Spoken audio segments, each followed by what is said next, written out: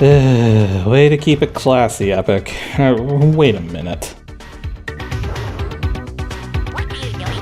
Oh, I'll tell you what I'm doing. I'm getting ready to play a little game called Let's Overanalyze Something to demonstrate how utterly wrong it is. Our subject for today, these fountains. Now, this is the normal look of the fountains. As you can see, the water comes out of the mouth, which kind of makes sense as people can spit things out of their mouth no problem. But then you take a look at this fountain and your first reaction is to just shake your head at the map designer for being completely immature. But then you stare at it for a little more and realize the fountain's naughty bits would actually be way down there. So what part of the body is this stream of water coming from? The belly button, a part of the body that's not supposed to expel liquids under any circumstances. This is disturbing on about 1,000,000 levels, and now that you've seen this, you'll be thinking of leaky belly buttons every time you pass by these fountains in the game. Sorry about that.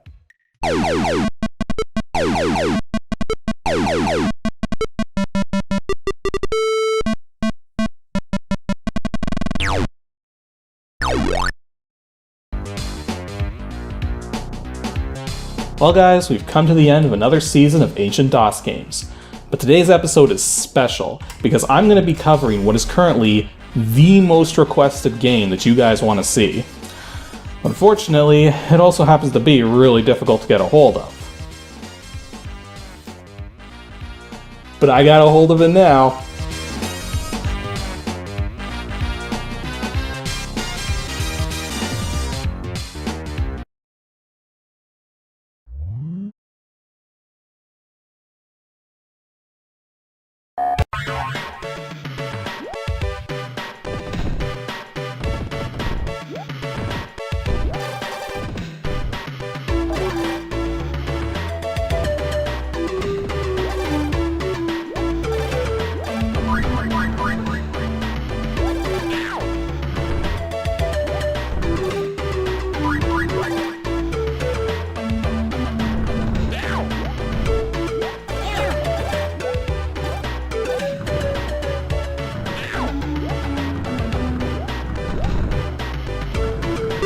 That's right, we're taking a look at Jackrabbit, one of the best shareware platformers of its time owing to silky smooth and fast gameplay, extremely colorful and well-animated graphics, and an awesome digitized soundtrack. Unlike a lot of shareware games coming from both Epic Mega Games and Apogee at the time, Jackrabbit provides new stuff to experience every step of the way through the full game, whereas a bunch of the old shareware games would reuse graphics, music, and enemies to the nth degree, sometimes resulting in games where you'd have pretty much seen everything the game had to offer just by playing the shareware version. Now, one thing I do have to say is that while Jackrabbit is an aesthetically flawless game, the gameplay is not perfect and suffers from some common PC gaming tropes of the time, such as not being able to see much of what's going on around you due to the size of the graphics, and the controls being a bit twitchy. Jazz's movement speed also makes it very difficult to jump onto small platforms, and while you don't see these used too often as a result, they are indeed present in some of the later levels. However, most of the game's issues can be adapted to easily enough, just by playing in ways you normally wouldn't, and I'll be talking about this later in the episode. Essentially, if you go into this game expecting a typical run-and-gun platformer, you're going to be in for a rude awakening when you start dying every 30 seconds. That said, the game's very approachable due to its simple controls and simple mechanics, so even a novice player can enjoy this before too long once they know how to survive. Jackrabbit was developed and released by Epic Mega Games in 1994 and is a one-player run-and-gun platformer. It primarily runs in a VGA 320x200 256 color video mode.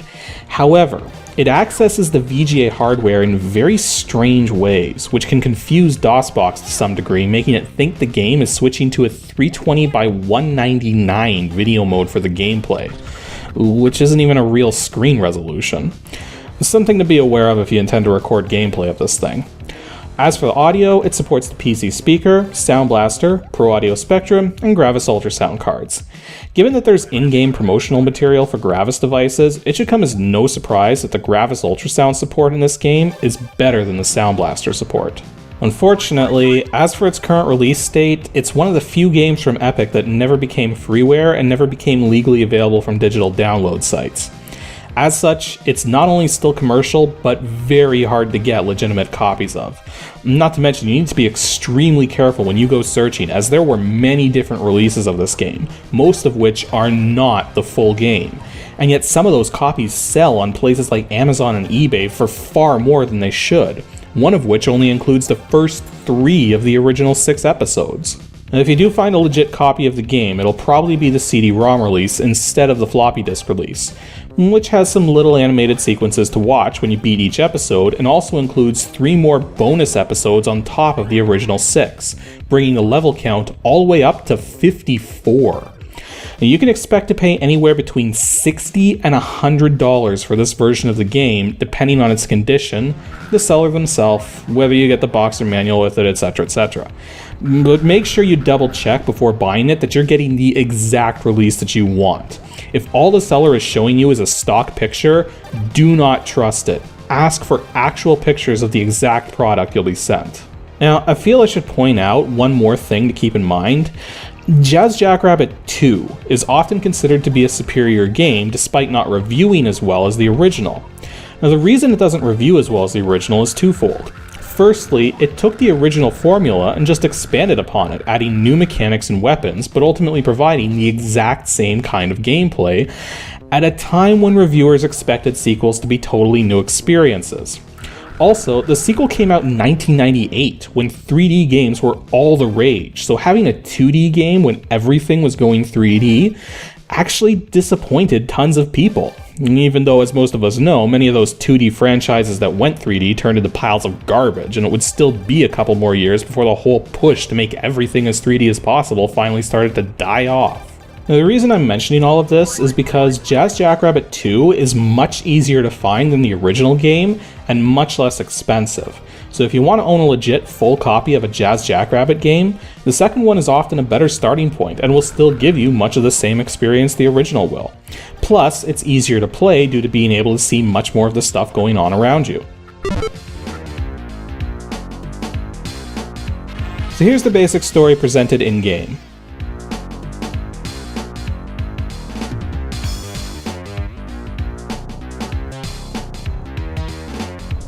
Yeah, that's really all you gotta know. Okay, I'll do it the right way. Though thankfully, to really help set the tone and give players an idea of the characters and their motivations and everything, the manual for this game includes a full-color comic that goes on for a number of pages. Essentially, Jackrabbit is a spacefaring green rabbit in search of fame and fortune, using his wits and his big gun to get jobs done, though his many fruitless quests have really started to wear on him. Then he hears over the news that Princess Eva Earlong of the planet Caritas has been kidnapped by the evil Devon Shell, whose motivations basically boil down to hating rabbits and wanting to rule over all of them despite them. After Jazz goes to a bar and finds out more about Devon Shell, he begins his quest to save the princess and his entire planet from turtle tyranny. Now, this comic isn't really all that long and doesn't really have much of a point to it, but I find it interesting for a few reasons. Firstly, it actually explains why the hip-hop birds Jazz can rescue during the game disappear when Jazz gets hit. Basically, if a hip-hop is helping Jazz, but Jazz gets hurt, the bird suddenly realizes just how dangerous traveling with Jazz will be and flies away in fear. The second thing I find interesting about this comic is that it has alcohol in it. Now, given that kids might be playing this game, it just seems surreal that alcohol would be present in the story in any way at all. The third thing I find interesting is that the comic makes several references to other sources of inspiration, like Sonic the Hedgehog and the Teenage Mutant Ninja Turtles, making not just one but 2 copyright jokes, yet misses the completely obvious one, Captain Bucky O'Hare, who's another green, gun-wielding, spacefaring rabbit from a 1991 cartoon series that I actually really enjoyed, even though it only lasted 13 episodes. Before starting the game, you have to choose your skill level from 4 selections: Easy, Medium, Hard, and Turbo. Now, Easy has the fewest enemies and you can take 5 hits before losing a life. Medium has more enemies and you can only take 4 hits. Hard has the most enemies and you can only take 3 hits, While Turbo is pretty much the same as Hard, except that the enemies will take twice as many hits to kill. On higher skill settings, you also have lower time limits, and will get more ammunition to make up for having to shoot more often. The gameplay itself is very straightforward. You have controls to move around, a jump button, a fire button, and a button to change your selected weapon. And you start the game and every new life with a simple blaster weapon that has slow-moving shots but infinite ammo. Rather than pick up guns as you progress, you instead pick up ammunition and can instantly use any weapon you find ammo for. Now, the ammunition can be found as floating little orbs that provide only a few shots, or you can find larger packs on the ground which, ironically, you have to shoot to collect. Now, as you'll quickly notice, Jazz can run lightning fast, just like Sonic. But unlike Sonic, touching enemies typically hurts. So running super fast may be possible, but not recommended unless you're absolutely certain you're not going to run into anything. To help with this, a good tactic is to just fire shots like crazy while going forward, since you often won't have enough time to react to anything which shows up on the screen, especially if it takes more than a single hit to kill.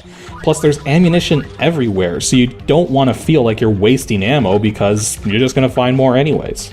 As for the weapons themselves, the selection is fairly small, but useful. The toaster weapon just fires straight forwards like the blaster, but has larger, faster moving shots that are easier to aim. The RF missiles split in two when they're fired, which makes them a little tricky to use against smaller enemies, but having the two separate shots not only covers more area, but makes it possible to hit two things in one go, making this the weapon of choice for the most part unless you're low on ammo. The other main weapon is the launcher, which fires these pellets that bounce around like crazy for a moment.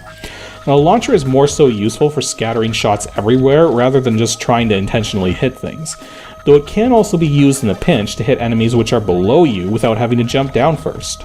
You can also find bundles of TNT which can hit everything on the screen in one quick flash, but it's a much less useful weapon than you might expect. You first have to select the TNT as your sub-weapon, then press the fire button to use it, so it lacks the ability to be used instantly. Plus, it only does minimal damage, so there's lots of things which will survive being hit with it. One advantage, though, is that it will trigger shootable power-ups too, so if you can't figure out how to get something that you'd have to shoot to collect, the TNT will do it for you. Now, there's a number of power-ups you can acquire along the way, two of the most important being shields and fire shields. Now, regular shields create a pair of spinning diamonds around Jazz, which can absorb getting hurt just once, and if the damage was caused by an enemy, the enemy will be killed too. Fire shields are an orange color instead and create 4 diamonds around Jazz, each of which absorbs a single hit. Thus the fire shields can virtually double your longevity.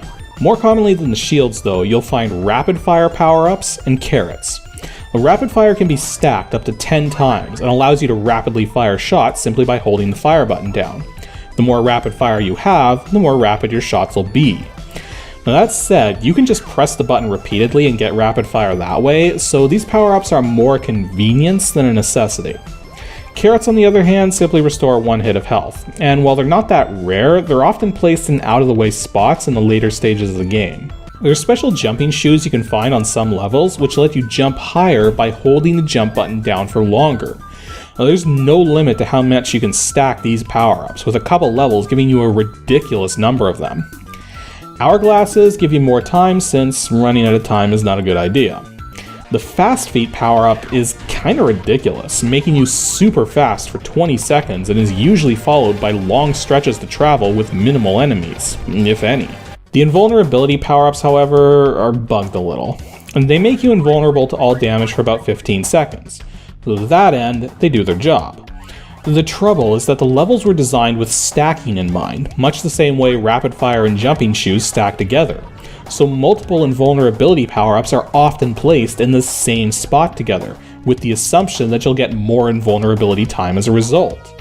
But no matter how many you collect at once, it will only last 15 seconds. Given that some levels can be beaten pretty quickly, it's possible that this isn't actually a bug and was just the developers realizing that collecting 60 seconds worth of invulnerability in one shot would make the game too easy. But then you'd wonder why they wouldn't have just taken the extra invulnerability power-ups out. Of particular note though are the bonus level gems. And as far as I'm aware, you can find 1 bonus level gem on every level, though on certain levels they can be extremely well hidden. And if you collect one of these gems and then proceed to beat the level without dying, you get to go to a special 3D bonus round similar to the bonus stages in Sonic CD, with the goal being to run down various roads collecting gems. Now these bonus stages are actually kind of neat, though the sprite positions aren't perfect, and thus it can take a bit of effort to learn how to collect gems and avoid the other more annoying things, like hands which block your movement and stop signs which completely eject you from the bonus level. Essentially, collect the number of gems indicated within the time limit for the specific bonus level, and you get an extra life. It's also possible to play only the bonus levels as a sort of challenge mode from the episode selection menu. Now, some of these levels also have some interesting means of getting around. The hoverboard is a really neat power-up, which basically gives you permanent hovering in place for the rest of the level, allowing you to move in any direction you want, essentially turning the game into more of a 2D shooter instead of a platformer. Now, some levels have the hoverboard out and about, while others provide it as a bonus for finding a secret area. There's also a particular episode where Jazz goes swimming. Now, the controls for swimming are essentially to hold the jump button to swim up, and don't hold the jump button to swim down. Kinda takes a little to get used to, but it's really not all that bad. At the end of each episode is a boss fight. To be honest, most of these fights are kinda dumb, but only because of the limited screen space and the size and speed of the bosses. Typically, each boss can be beaten by learning their pattern and adapting to it, which often feels cheaty once you realize how to do it. Like this boss right here. I just stood outside of the arena area and lobbed shots at it and won with zero effort. This boss, on the other hand, had me stumped for a while, though I eventually figured out a way to beat it with zero effort, again taking advantage of the layout of this arena and the boss's pattern. Basically, if the arenas were better designed and you could see more of the area around you, these bosses probably would have been much more interesting to fight. Last thing to mention are the secret levels. Now, each episode has one secret level to find that will provide you with plenty of bonuses and may also alter the gameplay in some way. For instance, the secret level in the very first episode turns Jazz into a hip-hop bird and even lets you attack just like they do, wasting all of your ammunition in the process if you don't remember to switch back to your blaster. Actually, no, I can think of one more thing I should quickly address about the gameplay before moving on. The extra live system. Essentially, you have infinite continues, and the only purpose of extra lives is towards making high scores, which aren't even saved anywhere, making the extra lives even more pointless. Not to mention, there's saving and loading in place too. It kind of goes to prove how rapidly extra lives are becoming obsolete once the focus of gaming shifted from the arcade to the home, and the purpose of games was now to finish a story as opposed to making high scores. Now, I have a few tips to help you guys out if you've never played the Jazz Jackrabbit games before, or if you have but can't survive very well on anything but the easy difficulty level. Now, my first major tip is to always be firing your guns as you move forwards. I know I already mentioned this before, but there's virtually no time to react to enemies when they come on screen, so if you're not already firing, they're gonna hurt you before you get the chance. The dominant enemies in certain episodes may also take multiple hits to defeat, in which case you not only have to keep firing, but move in steps so that you don't accidentally run headfirst into something that's going to take several hits to kill. My next tip is to ignore the scoring power-ups. Yeah, they float around and they're nice and all, but the lack of a high score saving system makes going for high scores pointless, and sometimes the scoring power-ups are in hard to reach places that just waste your time, so it's just not worth going for them. Another useful tip I have is to choose the right weapon for the job. The blaster is best used when you're low on ammo with your other weapons, or you're facing off against hard to hit enemies and you don't want to waste tons of ammo. The toaster is a good all-around weapon to keep going most of the time, though in wide open areas you're better off using the RF missiles since they cover a wider amount of area and are terrible to use in tight spaces. The launcher, on the other hand, is surprisingly useful for keeping the area around you clear of enemies, since they can just scatter like crazy. But they're very hard to find breakable walls with, and they're also hard to intentionally hit things with. One tip I have that may not occur to many people is that, just like in the Sonic games, you can look up or down by holding up or down for a moment. Now, considering the lack of screen space to see what you're doing this is extremely important when you're not sure if you're going to land on something dangerous or hit your head on something equally troublesome. Now, the controls can be a bit twitchy at times, but the hit detection is pixel accurate and very forgiving in regards to the level itself. And to that end, my next tip is to take advantage of your momentum.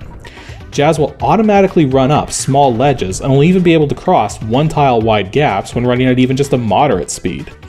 Jazz is also able to jump a little higher when moving than when standing still, and you can gain enough momentum to get this extra height from just a single tile of movement space. My final tip is to not get hung up on collecting ammunition.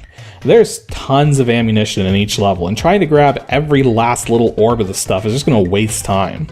On the lower skill levels, the time limits are very generous, but on the higher skill levels, you can't screw around. You gotta keep moving. Since you'll be finding ammo constantly, every time you find a cache, just grab what you can easily and then move on. Overall, Jazz Jackrabbit is definitely one of the best games ever made for DOS. I wouldn't call it one of the best games made in general though, because many of its issues are specifically related to its limitations as a DOS game and the optimizations it was pulling off to run as fast as it did. Basically, if this game was remade for modern operating systems and its issues were ironed out, it would be even better. And actually, in a way, that's kind of what Jazz Jackrabbit 2 turned out to be.